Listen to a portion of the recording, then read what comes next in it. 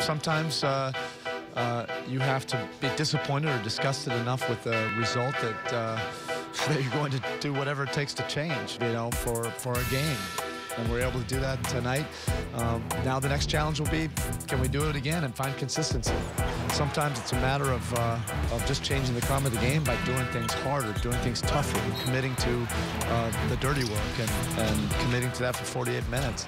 In putting together arguably their most complete performance of the season on Sunday, the Heat may have at last reached the point where desperation and disappointment breed a more resolute determination. With a dominant display of interior fortitude, the Heat may have also found more than just the inner resolve necessary to turn the tables on the Clippers, as the upside of their inside has suddenly been bolstered by the man they call Whiteside. Whiteside sets a huge screen for Deng and gets it back to hammer it home. Griffin denied up by Whiteside on the block. The challenge ahead, both for Hassan and the Heat, is to channel flashes of brilliance into flames of consistency that can fuel a more sustained run of success for both the player and the franchise. Another night in Hollywood, downtown Los Angeles to be exact, the same site where the Heat just came off a nice win against the Clippers. The Staples Center ready to go for some basketball tonight.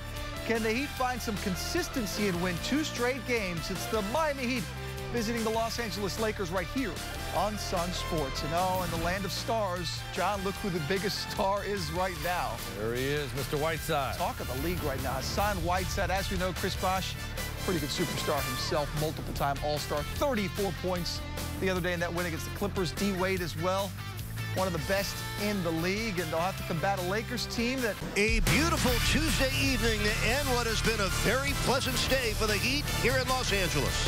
A 14-point victory against the Clippers here on Sunday afternoon sets the table for an important game ahead and a chance for the Heat to win 2 in a row.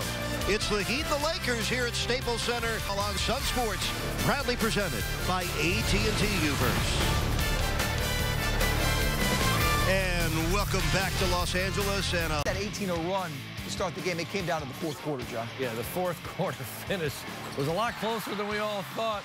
Kobe had a really poor shooting game, but made some shots down the stretch and some plays. And, anytime he's on the floor, even when he's struggling like he was 3 for 19, he still has the ability to make shots. He made those shots, and the Lakers started to make shots. And, John, again, they let him start the finish of the Heat, but you're starting to sense maybe, but then Rio. Rio is great. He took over in that fourth quarter, did an excellent job of making the big shots. And, again, Bosh not making shots. Someone had to, and Rio was the guy. And he did it off the dribble. He got in the lane consistently and just made shots. Kobe with that shot there didn't make many, but all of a sudden we've got ourselves a game down 3 were the Lakers, then the final shot. Deep shot by Kobe, and this is where he's gotten stuck a lot this year. Flat-footed out beyond the arc, trying to make a tough contested shot. But you just never know. Minutes, but what was his production? How vital was it tonight? I thought it was huge again. I mean, he comes in, and right away, he's getting points in the paint. Easy baskets, and look at the way Wade was able to lead him. Wade had 5 assists in just a short period of time because he was double-teamed and he was lobbing the ball. And Whiteside was able to finish with this little hook shot he's developing, too. Look how deep he was catching the ball. Here he's able to finish with the left hand. He's got his hands ready, always makes himself available. And then the defense done well. I mean, really smothering. Uses his left hand and his right hand to block shots. He had 5 blocks, and he does an excellent job of keeping these balls in play where the Heat can get the loose ball and then run down and take advantage of numbers in a fast break situation. What's amazing, too, John, we look at the right-hand column, and that's his production. These are his 2 games in L.A. Against the Clippers, he played more minutes because he didn't have the foul issues, but then look at the production. Doesn't exactly go down, despite the fact that he played 7 less minutes. As far as the field goal percentage, the blocks with the 5. He played well. He played really well. His aggressiveness right away was important. Defensively, he was active with those hands, got a couple steals, was able to create much off the dribble, making shots. You see the runner here did a good job. Look at him shooting the gap defensively, getting out on the break. And he were able to get easy baskets because of their defense. Rio at the point of attack was good. And I love this, though. You know, getting in the paint off the dribble is something that I think he can do every game. And it's not always going to be to score. It's going to be to pass, too. And you see he had 8 assists to go along with those 19 points. And critical, again, in that fourth quarter. You got to highlight no one else on the Heat had more than 4 points. He had 9 of the 17 in the fourth quarter when they really needed someone to make plays. 9 of his 19 points in the fourth quarter. This was the killer right there. They thought they had him bottled up. That was the last score, I believe, of the Heat. On this drive right here, gave him the 78, which is what they wound up with. Well, most points for Mario Chalmers since December 3rd. But congratulations to the Heat. They get that elusive second straight win. And great work by Rio, who's in the winner's circle with Jason Jackson.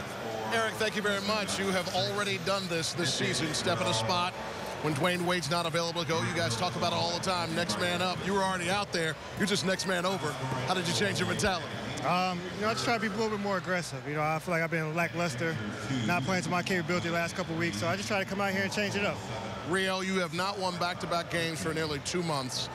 How much did you guys need this win? I know you guys are strong mentally, but how much did you need it? We definitely needed this. I mean, it's a big win. You know, coming into Staples Center, getting in 2 wins against 2 good teams. So it's good building momentum for us, and we got to go to Golden State and get ready for another one. Before we get to Golden State, just talk about what it takes to win a game like this. This was not a pretty game. You're still playing against one of the all-time greats who got fired up at the right time. Just how did it all come together this way for you guys to pull out this particular win? It's our defense. You know, we're getting better each and every day in our defense, and, you know, Hassan's a big part of that. You know, with a big guy like that, you know, allows the guards to pressure more and allows us to, you know, get into passing lanes. And, you know, our defense is stepping up.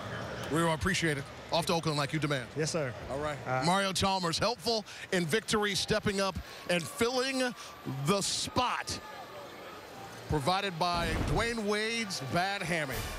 Kobe Bryant, though, still one of the greatest. Had a chance at it.